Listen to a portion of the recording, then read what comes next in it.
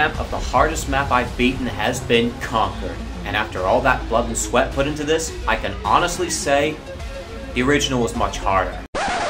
Really, this almost felt like a walk in the park compared to the old Shutdown, and even Speedbreaker for that matter. Old Shutdown was just more difficult in every area. Hello, final room. Well, since you've just witnessed me beating this, I guess I have to show you how to get past every obstacle, so be it. Once more, let's walk through! First little annoyance I want to address is the camera in the spawn area. If you're zoomed out too far when you die, this may happen. And in some rare cases, this. I'm supposed to be facing the other way. Anyway, on with the walkthrough. When going up this ladder, you only need one jump up, and when outrunning this falling platform, you needn't jump at all. But you should jump here because of this box. This part here is really easy. Just 2 jumps up the truss and work your way up to the button like so. Just be wary of the boxes. Mouse lock is recommended.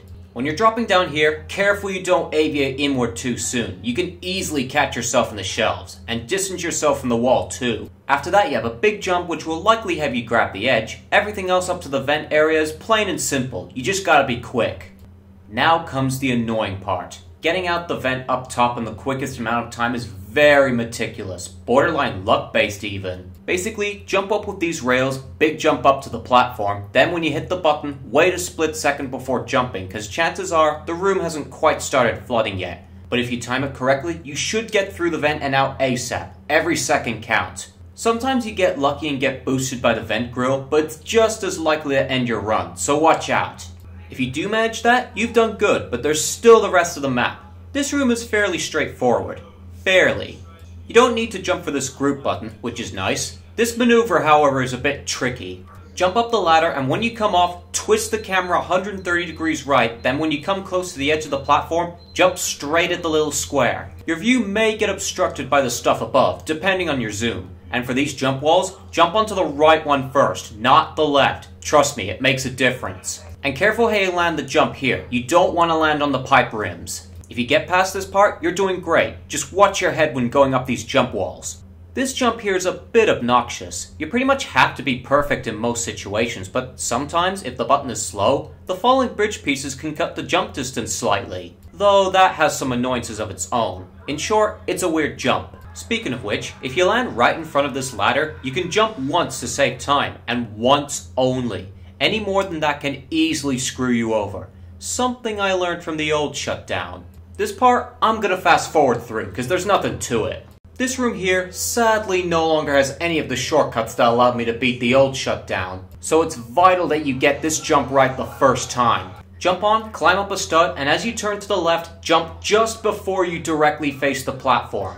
It's nowhere near as bad as the truss jump in Speedbreaker, but you still gotta do everything correctly. Now, the final room. In the old version, this was a challenging room placed at the end of an already super hard map.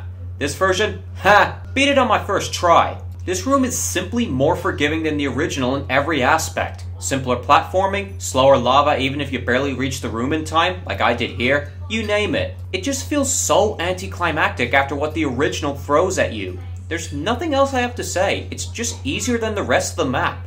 Well, that was rather disappointing, especially after what I was told. If only there was something else that's harder than this. Nope, I'm still not doing that bug-ridden garbage fire. I want absolutely nothing to do with the hello. Yes, out of morbid curiosity, I discovered there's a revamped version of this map just like Shutdown.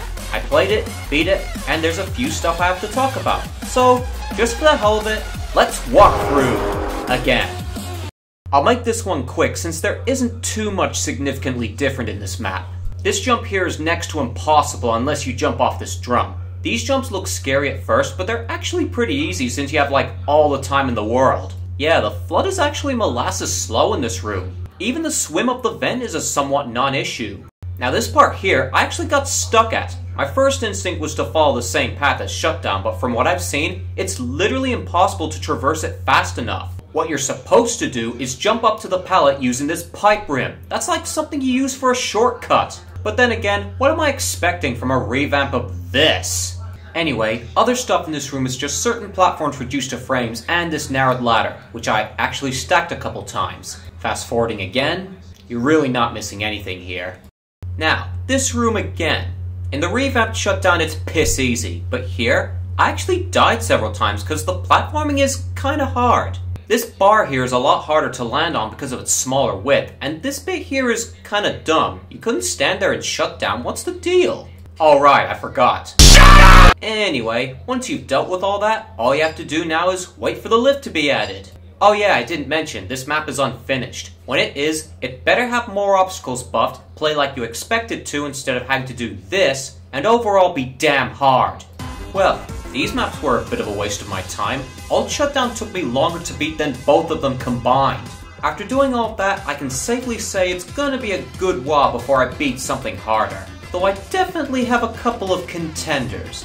Anyway, hope this all helped. Baneworth out.